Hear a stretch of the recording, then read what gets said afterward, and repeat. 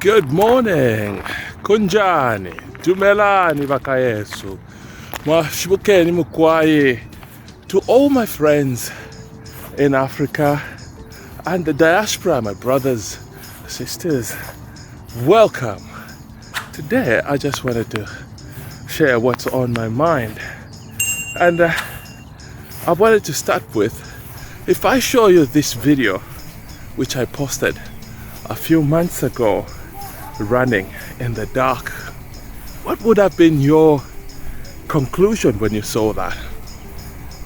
One of the direct questions that I'll probably ask is, what time did you think that was that I was running?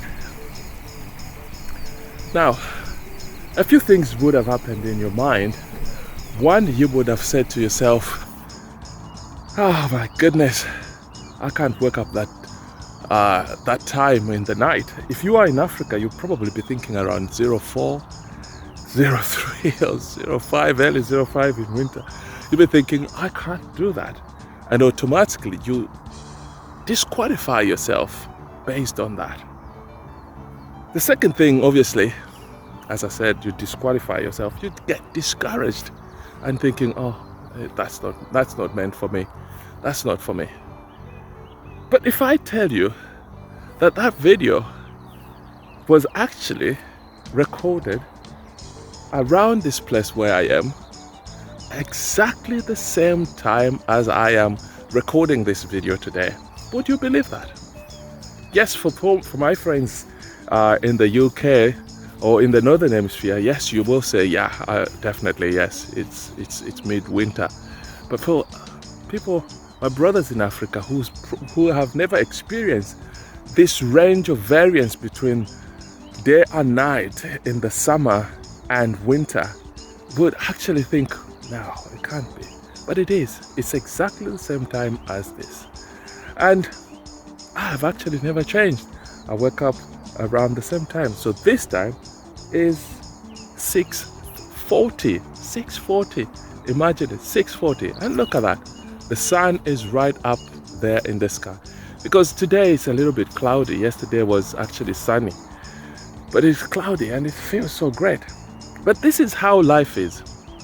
When you are presented with only one fact, you sometimes tend to believe that fact.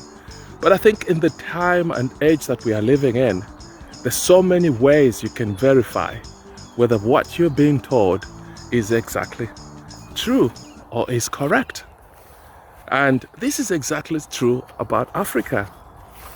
One side of the story has been presented to the people of the world, and they've actually believed that, not knowing that Africa has vibrant cities that are bustling with so many activities growing, and there's so many opportunities where your investment and return on investment is actually more than what you would get in the West.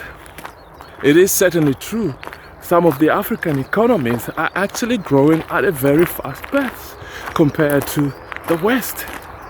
Your money will go a bit further if you were to go with your pounds, your dollars in Africa. The standard of living, you will live the quality of life exactly the same way as you would here.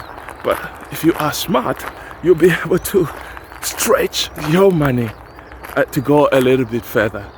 Africa has a lot of opportunity and a lot of things to say to rewrite this narrative. Another example that I can give is when I came to the UK some 14 years ago, I had this idea of what the UK would be, or what my experience is going to be. I was coming from South Africa, living in Johannesburg, not far from Central CBD, Sandton in Rivonia. That's where I was living.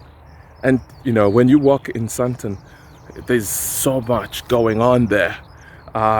Big buildings, shiny, the sun is shining. I was actually expecting something more than that when I landed here. Probably I might have seen some pictures of Canary Wharf in London, maybe that. But it was not just that. It's the stories that I was hearing about how life and how things are. But and then when I landed at Heathrow, someone from the office came to pick me up, and as we were driving in West London, I saw these buildings that were old and the weather was dull, and I was thinking, is this London? I was told Heathrow is in London. Is this London? And I was told, yes, it is. I couldn't believe it, what I was saying, such that I kept on asking the same question until I got used to it, and I thought, oh yeah, this is nice. This is, this is good in its own way. And I started getting used to the place. But I wouldn't have changed my mind if I had not visited.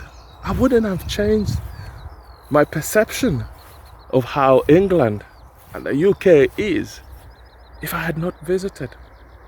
And sometimes you have to allow yourself to experience something to be able to get a very good perception of what it is. And I'll keep on saying, this is actually true with Africa.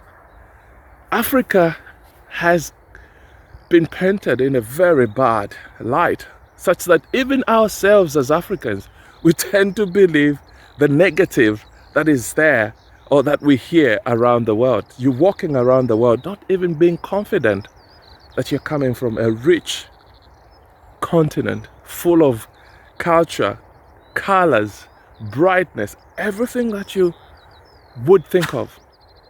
We start believing that ourselves, start looking at ourselves less, such that then you look around and you see a lot of people coming to Africa from all parts of the world, and you're thinking, what's going on?